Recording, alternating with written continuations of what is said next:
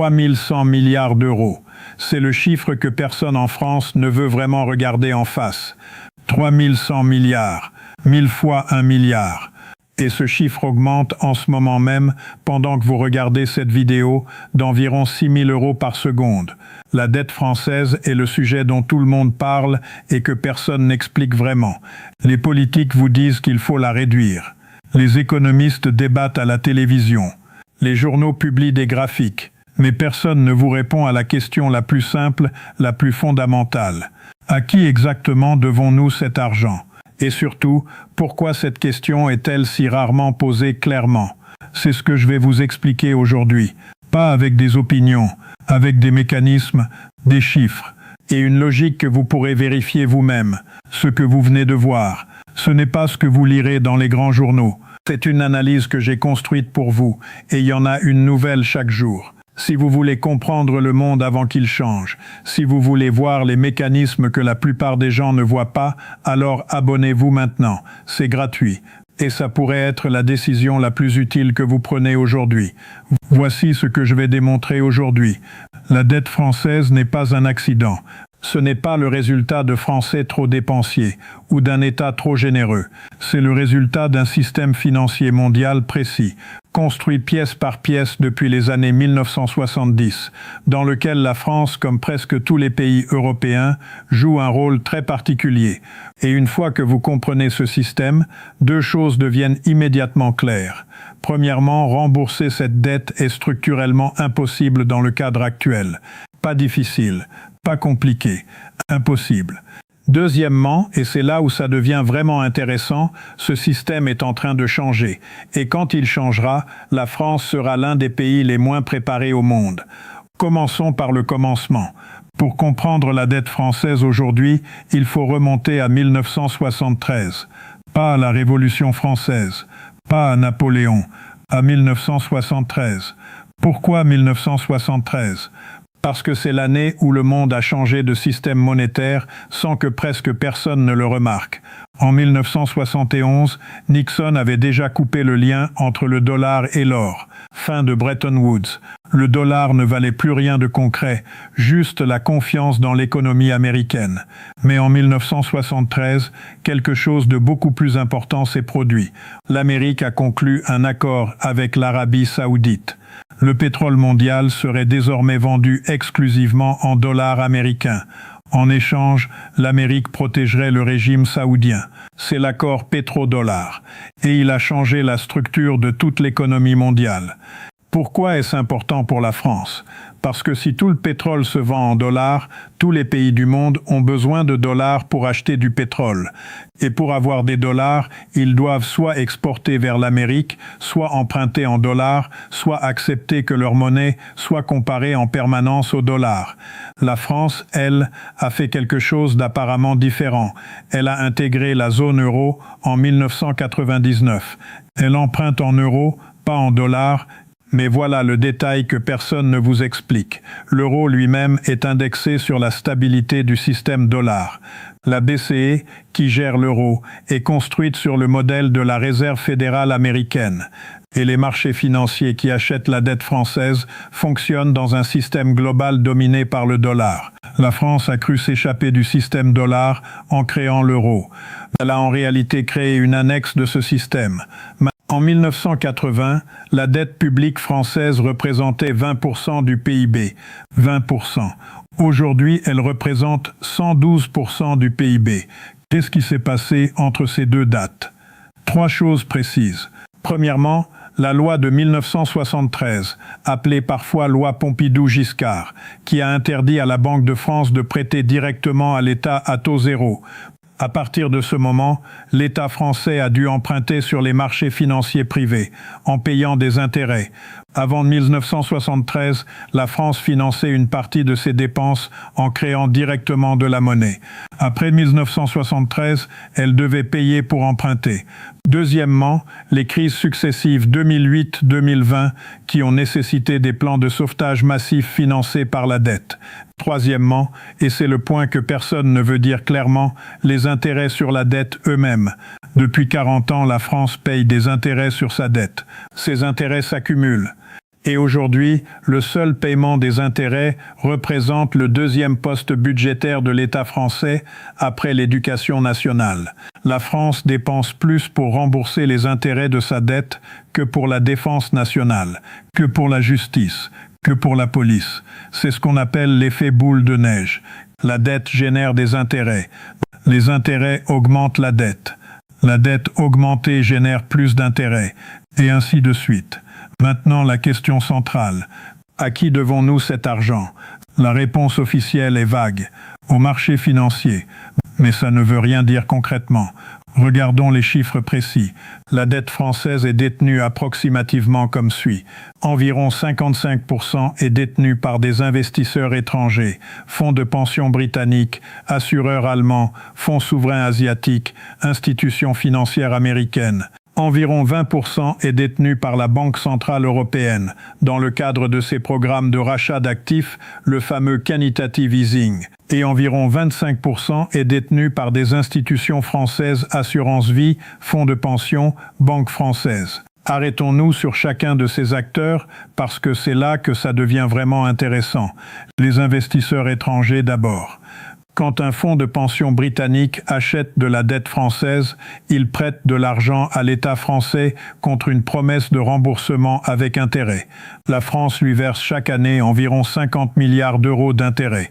50 milliards qui quittent l'économie française pour aller vers des actionnaires à Londres, à Francfort, à Tokyo, à New York. Maintenant, la BCE. Voilà quelque chose que les médias n'expliquent jamais clairement.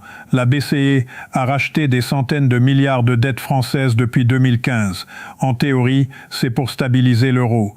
En pratique, ça signifie que la BCE détient une partie massive de la dette française. Et là, vous vous demandez sûrement, si la BCE peut racheter la dette, pourquoi ne pas simplement annuler cette portion ? Techniquement, c'est possible. Politiquement, c'est considéré comme une ligne rouge absolue, parce que ça reviendrait à admettre que l'euro peut financer directement les États, ce que les traités européens interdisent explicitement depuis Maastricht. Et c'est ici que la structure du problème apparaît clairement. La France ne peut pas rembourser sa dette en créant de la monnaie. Les traités européens l'interdisent. Elle ne peut pas faire défaut. Ce serait une catastrophe pour le système financier européen entier. Elle ne peut pas augmenter suffisamment ses impôts sans détruire sa compétitivité. Et elle ne peut pas réduire suffisamment ses dépenses sans provoquer une crise sociale. Il n'y a pas de sortie propre dans le cadre actuel. C'est mathématiquement démontrable. Maintenant, regardons l'autre face de la question. Qui nous doit de l'argent? Parce que la France aussi est créancière. L'État français a des actifs, des participations dans des entreprises, des prêts accordés à d'autres États, des réserves d'or. La France est le 4e détenteur mondial d'or avec 2,436 tonnes stockées à la Banque de France. La dette nette, dette moins actif, est significativement inférieure à la dette brute. Mais voici ce que personne ne vous dit. Ces actifs sont illiquides. On ne peut pas vendre 2,436 tonnes d'or demain matin sans effondrer le prix de l'or et déclencher une panique financière mondiale. Ces actifs existent sur le papier, mais sont pratiquement inutilisables comme levier de remboursement. Et c'est maintenant que la situation devient vraiment critique, parce que ce système, instable depuis 40 ans, est en train d'être perturbé par quelque chose que la France n'a pas anticipé, la dédollarisation. Depuis 2022, la guerre en Ukraine a provoqué quelque chose d'historique. Les États-Unis ont gelé 300 milliards de dollars de réserves russes, de l'argent que la Russie avait légalement mis de côté dans des banques occidentales. Et ils les ont gelés d'un claquement de doigts. Ce geste a envoyé un message à chaque pays du monde qui n'est pas parfaitement aligné avec Washington. Votre argent dans le système dollar n'est pas vraiment le vôtre. La réaction a été immédiate dans les pays du Sud global. La Chine, l'Inde, le Brésil, l'Arabie saoudite, oui, l'Arabie saoudite elle-même, ont commencé à chercher des alternatives au dollar. Les échanges commerciaux en yuan ont explosé, les banques centrales du monde entier ont augmenté leurs réserves d'or. Les BRICS ont commencé à discuter d'un système de paiement alternatif. Ce mouvement est encore minoritaire. Le dollar représente encore environ 58% des réserves mondiales. Mais la trajectoire est claire et documentée par le FMI lui-même. La part du dollar dans les réserves mondiales était de 71% en 2001. Elle est de 58% aujourd'hui. La tendance est lente mais irréversible. Qu'est-ce que ça change pour la France? Tout. Parce que si le dollar perd de son hégémonie, les taux d'intérêt mondiaux changent, les flux de capitaux changent, et la capacité de la France à refinancer sa dette, c'est-à-dire à emprunter de nouveaux argents pour rembourser les anciens, devient beaucoup plus complexe. Aujourd'hui, la France emprunte à des taux relativement bas parce que les investisseurs font confiance à la zone euro, mais si cette confiance se fissure, si les investisseurs étrangers, notamment asiatiques, commencent à réduire leur exposition à la dette européenne pour diversifier vers l'or ou le yuan, les taux français montent et chaque point de pourcentage supplémentaire sur les taux représente des milliards d'euros supplémentaires en intérêts annuels. La France n'est pas préparée à ce scénario. Il n'y a aucun plan officiel pour ce cas de figure. Alors qu'est-ce que tout ça signifie concrètement pour vous? Premièrement, votre pouvoir d'achat. Quand l'État consacre 50 milliards par an aux seuls intérêts de la dette, c'est 50 milliards qui ne vont pas à l'hôpital, à l'école, aux routes, à la recherche. La dette n'est pas un problème abstrait. C'est la raison structurelle pour laquelle les services publics français se dégradent depuis 20 ans, malgré des impôts parmi les plus élevés d'Europe. Deuxièmement, votre épargne, une grande partie de l'assurance vie française, le placement préféré des Français, avec 900 milliards d'euros investis, est placé en obligations d'État françaises. Si la capacité de la France à rembourser sa dette est un jour mise en question sérieusement par les marchés, c'est votre assurance vie qui est directement touchée. Troisièmement, les retraites. Le système de retraite français est un système par répartition. Il dépend de la croissance économique. Et la croissance économique française est structurellement bridée par le poids de la dette et des intérêts à payer. Je veux être précis sur ce que je pense qu'il va se passer. Ce n'est pas une prophétie, c'est une analyse structurelle. La France ne fera pas défaut sur sa dette dans les 5 prochaines années. Ce n'est pas le risque immédiat. Le risque immédiat, c'est l'attrition, la lente dégradation des services publics, la compression des investissements, l'incapacité à financer une transition énergétique sérieuse, une défense crédible, une politique industrielle ambitieuse. Le risque à moyen terme, 10 à 15 ans, c'est que le contexte financier mondial change plus vite que prévu, que les taux montent structurellement, que les investisseurs étrangers réduisent leur exposition à l'Europe, et que la France se retrouve dans la position de l'Italie en 2011, ou pire, dans l'incapacité de refinancer sa dette à des taux acceptables. Ce qui me frappe le plus dans toute cette situation, et c'est avec ça que je veux conclure, c'est le silence.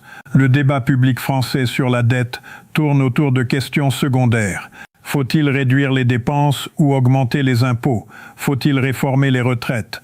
Ces débats sont réels, mais ils évitent la question fondamentale. Le système dans lequel la France emprunte est-il viable à long terme? Et si la réponse est non, ce que les chiffres suggèrent, quelle est l'alternative? Ces questions ne sont posées sérieusement ni à gauche ni à droite dans le débat politique français, et c'est précisément pour ça qu'elles méritent d'être posées ici. Abonnez-vous si vous voulez continuer à creuser ces sujets ensemble. La prochaine vidéo portera sur le mécanisme exact par lequel la BCE a sauvé et enchaîné les États européens depuis 2015. Je vous donne rendez-vous dans 2 jours.